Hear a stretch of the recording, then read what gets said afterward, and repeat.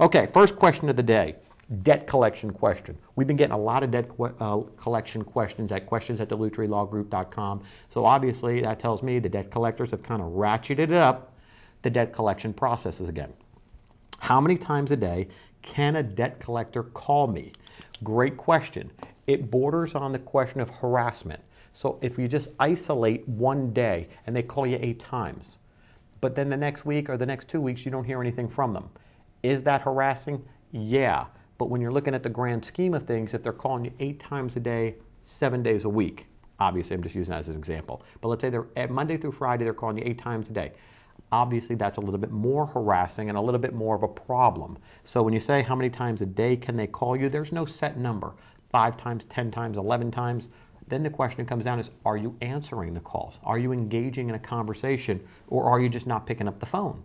I have a lot of clients who say, Carmen, I just don't even deal with the phone anymore. I look at the caller ID and it's a debt collector and I know I can't pay him, so why even talk to him? That's your choice. I have no problem with that. Don't answer it if you don't want to talk to him. If you don't have the money to pay him, what are you going to tell them? I don't have the money to pay you. I'm sorry, If you got a job, I'll be more than happy to come work for you. I'll earn my money so I can pay it. That's what my clients want to do. So the question, how many times a day can they call?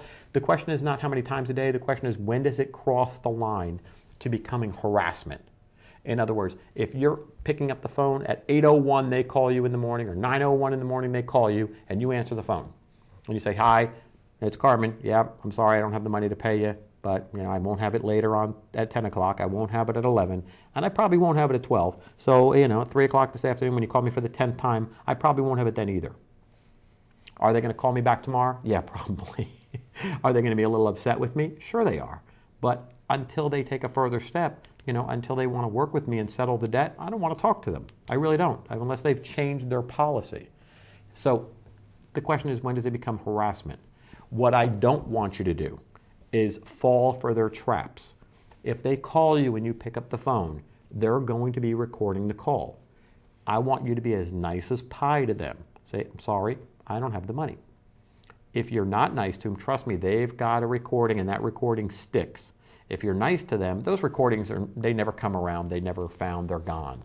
But if you say some bad words to them, you call them, you threaten them, you call them the lowest piece of scum on the earth, even you're not saying what you think, in other words. I don't have a problem with that, just don't say it on the recording. Hang up the phone and scream out loud, that guy really ticked me off and I would like to beat the heck out of him.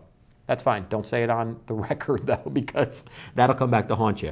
So again, it comes down to the line of, where's the harassment? You don't want to harass them. They have an obligation not to harass you, but let them cross the line. Let them be the ones who cross the line, because then your lawsuit against the debt collector becomes that much more important, that much more meaningful. I want to put in there the conversation. I want to know what they said. If they called you a piece of trash, if they called you a lowlife, if they called you a deadbeat, I'm going to put that in the complaint.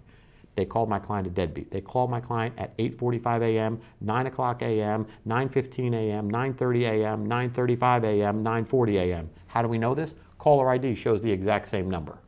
That's what I want. I want evidence. I want leverage to go in there and show the judge that they called you 100 times in a 5-day period. That's harassment. I don't care if you're answering the call or not. It's harassing.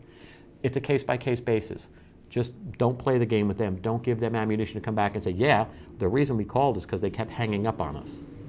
Okay, that makes it a little harder, because now we've got, bad stuff. As much as the good stuff we've built up, we've got bad stuff on the other side. So be careful about that.